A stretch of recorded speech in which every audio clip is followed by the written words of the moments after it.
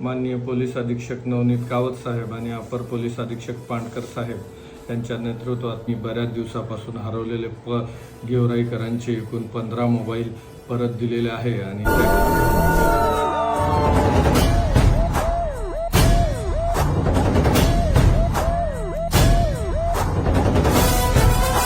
गेवराई पोलिसांनी आमचा मोबाईल जो अशक्य होता, जो दसऱ्यामध्ये मागच्या 2 महिन्यापासून आम्ही त्याला सर्च करत होतो, तो चोरी गेलता. अवघ्या 15 दिवसात ते 20 दिवसाच्या आत आम्हाला आमचा मोबाईल मिळवून दिला. त्याबद्दल मी खूप खूप धन्यवाद आहे साहेबांचा.